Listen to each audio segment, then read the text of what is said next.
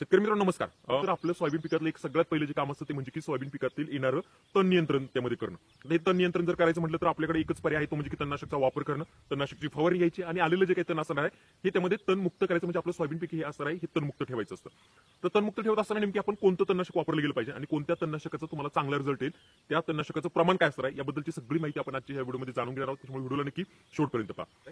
तर आजच्या ह्या व्हिडिओमध्ये मी स्पेशली तुम्हाला सांगताना सोयाबीन उगवून आल्यानंतर जर तुमच्या शेतामध्ये तण झालेलं असेल, 2 ते 4 पानाचं जर तण असेल तर अशा वेळेस कोणतं तणनाशक वापरायचे आणि कोणत्या तणनाशकाचं काय प्रमाण असणार आहे हे त्यामध्ये आपण समजून घेणार आहोत. तर शेतकरी मित्रांनो वापरत असताना एक सगळ्यात पहिलं जे येतं ते म्हणजे की सिजंटा कंपनीचं फ्युजिफ्लेक्स ह्या एक तणनाशकाचा तुम्ही वापर करू शकता. ज्यावेळेस तुमच्या सोयाबीन पिकामध्ये तण उगवून येत असतं अशा वेळेस फ्युजिफ्लेक्स वापरू शकता. फ्युजिफ्लेक्स वापरत असताना एकरी 400 ml वापरणं गरजेचं आहे. एकरी 400 ml याचा डोस आहे. प्रमाण निश्चित लक्षात ठेवा. अनेक वेळेस शेतकऱ्यांना रिझल्ट नाही येण्याचं कारण म्हणजे की शेतकरी योग्य प्रमाण तणनाशकाचं वापरत नाही आणि अनेक वेळेस दुकानदार सुद्धा तणनाशकाचं प्रमाण योग्य सांगत नाही आणि त्याच्यामुळे आपल्याला रिझल्ट मिळत नाही. जर तुम्हाला चांगला रिझल्ट पाहिजे असेल तर प्रमाण योग्य वापरणं अतिशय गरजेचं आहे. फ्युजिफ्लेक्स वापरत असताना 400 ml वापरणं गरजेचं आहे. तसेच शेतकरी मित्र एक दुसरं जे तणनाशक येतं ते म्हणजे की आदामा कंपनीचं शाकेत सुद्धा अतिशय चांगले रिझल्ट आहे. मी वैयक्तिक माझ्या काही शेतामध्ये शाकेचा दरवर्षी वापर करतो असतो. अतिशय मला चांगले रिझल्ट मिळतात आणि हे वापरण्याचं एक कारण म्हणजे की याच्यामुळे कोणत्याही प्रकारचा सोयाबीनला झटका वगैरे बसत नाही. जर तुमच्या शेतामध्ये केना वगैरे असेल तर अशावेळेस माझ्या मते चांगले याचे रिझल्ट आहे.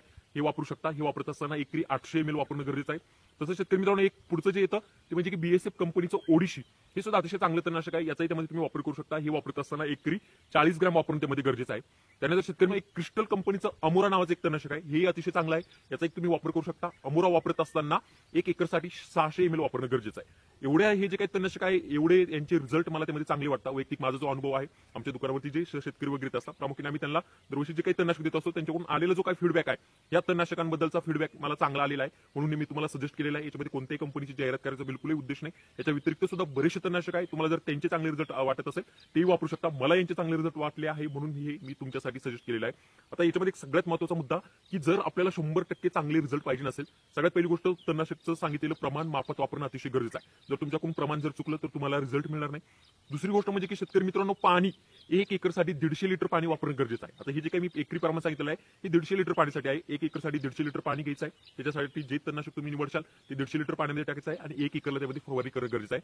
तिसरी गोष्ट म्हणजे की हे तणनाशक वापरत असताना तुमच्या तणांची अवस्था 2 ते 3 पानाची असणं गरजेचं आहे. जर तुमचं तण जास्त मोठं झालेलं असेल तर तुम्हाला रिझल्ट मिळणार नाही. त्यासाठी ही गोष्ट लक्षात ठेवा. ज्यावेळेस तुमचं तण 2 ते 3 पानाचं असेल, भलेही तुमचं सोयाबीन अशा वेळेस 15 दिवसाचं असेल किंवा 20 दिवसाचं असेल, केव्हाही तुम्ही फवारणी करू शकता. फवारणी करत असताना सोयाबीनचे दिवस लक्षात घेऊ नका. तुमच्या तणांची अवस्था लक्षात घ्या. त्याच्यानुसार फवारणी करा जेणेकरून योग्य वेळी तणांवरती नियंत्रण आपल्याला मिळवता येईल.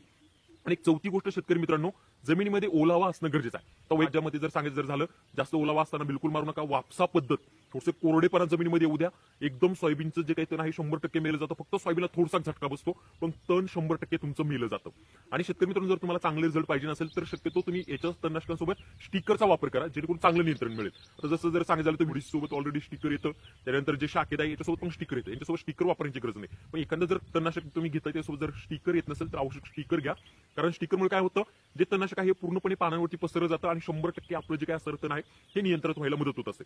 तर शेतकरी मित्रांनो याच्या व्यतिरिक्त अजून जर कोणत्या तणनाशकाचा जर चांगला रिझल्ट असेल तर ते खाली नक्की कमेंट करा आणि तुमचं सोयाबीन पीक किती दिवसाचं झालं हे नक्की खाली कमेंट करा जेणेकरून मला तुमच्या सोयाबीन पिकाची अवस्था समजायला मदत होईल. व्हिडिओ आवडला असेल तर व्हिडिओला लाईक करा. बाकीच्या सोयाबीन उत्पादक शेतकऱ्यांपर्यंत हा व्हिडिओ नक्की शेअर करा. धन्यवाद.